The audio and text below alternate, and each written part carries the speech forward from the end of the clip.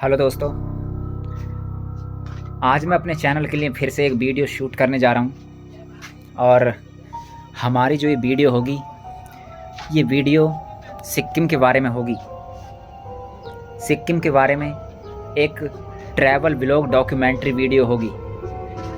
इस वीडियो में मैं आपको बताऊंगा कि आप सिक्किम कैसे पहुंच सकते हैं और सिक्किम में क्या क्या देखेंगे आप।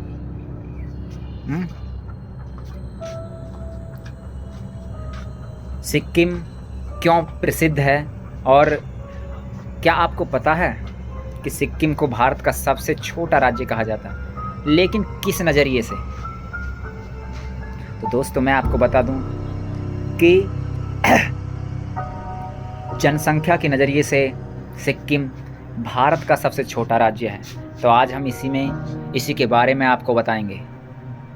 तो वीडियो में लास्ट तक बने रहिए और देखते रहिए। चलिए शुरू करते हैं वीडियो। दोस्तों, नीचे वीडियो में वीडियो एडिटिंग का मार्क आ रहा होगा, फिल्मोरा का वाटर मार्क। तो अभी के लिए इसे इग्नोर करें और वीडियो का आनंद लें, क्योंकि फ़िलहाल मेरे पास कोई पैड प्लान नहीं है, इसीलिए ये वाटर मार्क आ रहा है।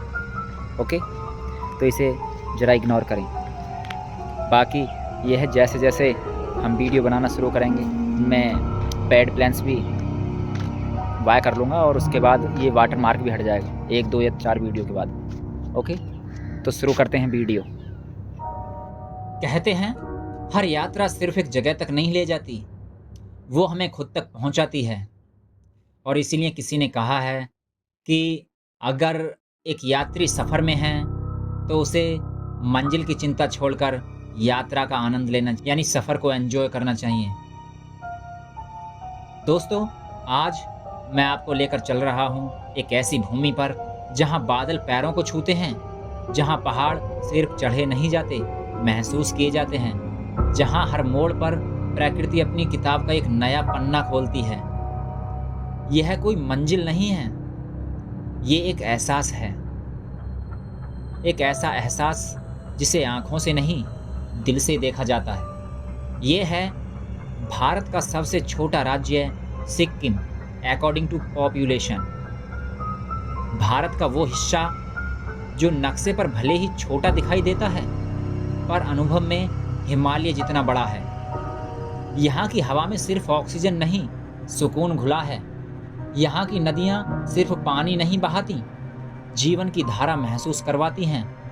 और यहाँ का मौन शायद दुनिया की सबसे गहरी आवाज़ है। सिक्किम सिर्फ ट्रैवल डेस्टिनेशन नहीं है, यह आत्मा का रिट्रीट है, जहाँ हर सूर्योदय आपको एक नई कहानी बताता है और कहता है कि नई शुरुआत सिर्फ आसमान में नहीं होती, आपके भीतर भी होती है। जब सुबह की पहली किरणें कंचनजंगा की चोटियों को सोने जैसा रंग देती हैं, तो ऐसा लगता है मानो प्रकृति ने खुद कैनवास पर ब्रश चलाया हो। जब आप गंगटोक की घुमावदार सड़कों से गुजरते हैं और बादल आपकी कार की खिड़की पर दस्तक देते हैं, तब आपको एहसास होता है कि कुछ रास्ते मंजिल तक नहीं, आपके अंदर तक जाते हैं। और हाँ, यहाँ की लोक संस्कृति, यहाँ के लोग इतने शांत, इतने सरल हैं कि आपको लगता है हम प्रकृति से दूर नहीं हुए, बस खुद से दूर हो गए थे। तो अगर आप भी उस जगह की तलाश में हैं जो आपको सिर्फ यात्रा नहीं, एक अनुभव, एक एहसास, एक नई सोच दे, तो आइए मेरे साथ, क्योंकि ये सफ़र सिर्फ सिक्किम तक नहीं जाएगा, ये आपको आप तक ले जाएगा।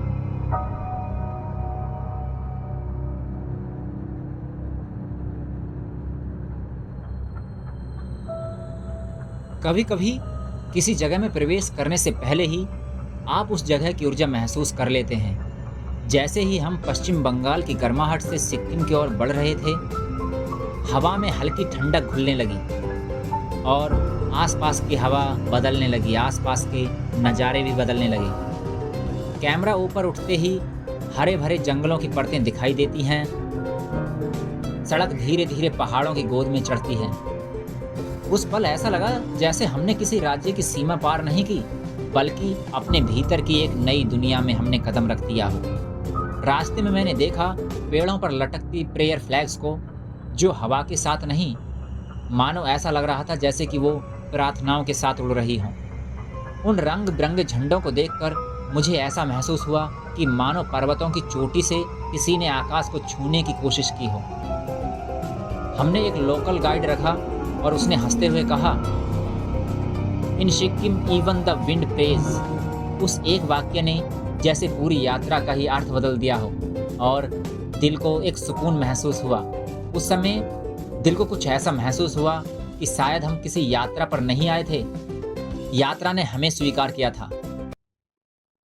रास्ता ऊपर चढ़ता जा रहा था और हम मोड़ पर नजारा जैसे कह रहा हो, धीरे चलो, यह जगह सिर्फ देखी नहीं जाती बल्कि महसूस की जाती है। ये सड़कें सिर्फ गाड़ियों के लिए नहीं बनी हैं, ये उन लोगों के लिए भी बनी हैं जो खुद को ढूंढने के लिए निकलते हैं। जैसे जैसे ऊंचाई बढ़ती गई, वातावरण में एक अलग सी शांति महसूस होती गई और आसपास के नज़ारे भी बदलते गए।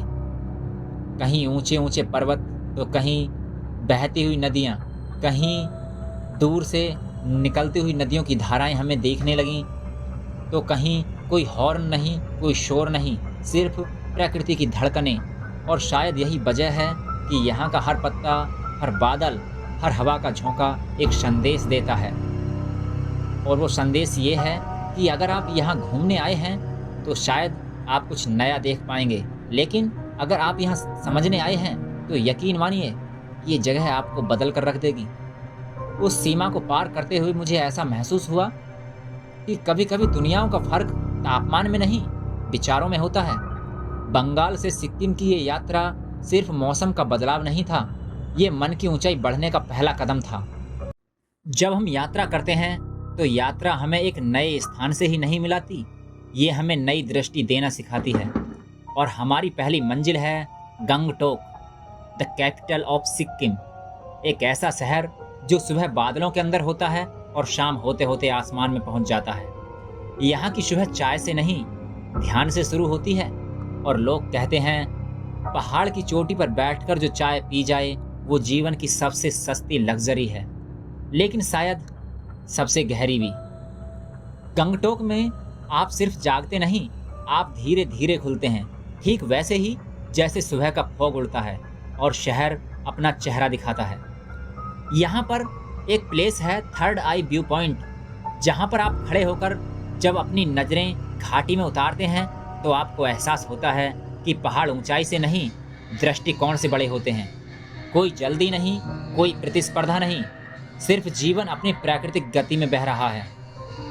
गंगटोक का दिल यहाँ के मठों में धड़कता है, जहाँ पर बच्चे भीड़ में नहीं, मौन में सीखते हैं और ध्यान करते हैं।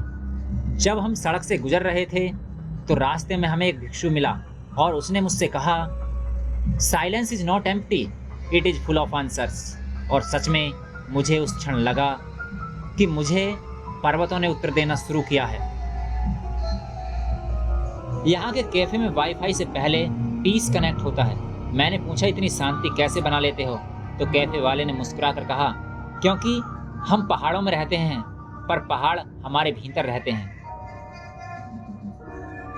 गंगटोक में आप सिर्फ जगह नहीं देखते, आप लोगों का जीवन पढ़ते हैं, आप लोगों की कल्चर के बारे में जानते हैं, आप लोगों के रहन सहन के बारे में जानते हैं और देखते हैं कि यहाँ का जीवन कितना सुख शांति से भरा हुआ है। यहाँ के चेहरों पर पहाड़ों जैसी मजबूती है और मुस्कान में नदियों जैसी साफ गोई। किसी ने कहा, सिक्किम भौगोलिक रूप से छोटा है पर मानवता में हिमालय से भी बड़ा है। गंगटोक ने मुझे सिखाया कि बादल चाहे पहाड़ को ढक दें, उसे छोटा नहीं कर सकते, वैसे ही समस्याएं आपकी क्षमता को छिपा सकती हैं, कम नहीं कर सकती। यह शहर बादलों में है क्योंकि यह जमीन से नहीं, अपने दृष्टिकोण से जीता है। कभी कभी रास्ते हमें मंजिल तक नहीं ले जाते, वो हमें मौन तक ले जाते हैं, और यही हमारे साथ भी हुआ। हम जब पूरे गंगटोक को देखने के बाद आगे बढ़ रहे थे तो गंगटोक से लगभग 23 किलोमीटर दूर स्थित है एक ऐसी जगह जैसे ध्यान का केंद्र कहा जाता है, रूमटेक मोनेस्ट्री। इसे सिक्किम का आत्मिक हृदय भी कहा जाता है। जैसे जैसे हम ऊंचाइयों की ओर बढ़ रहे थे, शब्द पीछे छूटते चले गए और शांति आगे बढ़ती चली गई। रूमटेक पहुंचते ही महसूस हुआ, यहाँ साइलेंस सिर्फ अब्सेंस ऑफ नॉइज नहीं बल्कि प्रेजेंस ऑफ अवेयरनेस है। यहाँ भिक्षु बात कम करते हैं और सुनते ज़्यादा हैं। मैंने उनसे पूछा, आप इतनी शांति में कैसे जी लेते हैं? उन्होंने हल्के से मुस्कुराकर कहा, travel to learn, pray to understand. और उन 5 शब्दों ने जैसे मेरी पूरी यात्रा का सार ही बदल दिया हो। उसके कहने का मतलब था कि यात्रा हमें सिखाती है और प्रार्थना हमें समझाती है। जब हम मॉनेस्ट्री के अंदर गए तो हमने देखा कि अंदर पुराने ग्रंथों की खुशबू थी, पीढ़ियों की प्रार्थनाओं से भरी हवा थी, दीवारों पर उकेरी हुई कहानियाँ, और मानो वो समय को रोककर बस एक ही बात कह रही हों कि अगर सुनना सीख लो तो सिखाने वाला कोई भी बन सकता है। कुछ जगहों पर प्रार्थनाएं बोली नहीं जाती, बस महसूस की जाती हैं। रूम टेक उन्हीं जगहों में से एक है। वहाँ बैठे हुए मुझे लगा कि मैं भगवान से नहीं, खुद से संवाद कर रहा हूँ। लोग कहते हैं यहाँ पहाड़ सिर्फ ऊंचे नहीं हैं, इनकी सोच ऊंची है। शायद इसीलिए सिक्किम की आध्यात्मिकता मंदिरों में नहीं बल्कि रिश्तों में दिखाई देती है। और सही भी है, सफर केवल रास्तों से नहीं, रिश्तों से याद रहता है। रूम टेक से निकलते हुए मुझसे कुछ कहा नहीं गया, लेकिन वहाँ पर मैंने बहुत कुछ समझा। और अब आगे का रास्ता सिर्फ देखने का नहीं, महसूस करने का है। क्या आपने कभी बादलों के ऊपर खिलते फूल देखे हैं? सिक्किम में कुछ सपने भी इतनी ऊंचाई पर खिले मिलते हैं कि बस उनका क्या ही कहना। और आगे हम ऐसी ही एक जगह पर चलते हैं जिसे कहते हैं वैली ऑफ फ्लावर, धूमधाम वैली।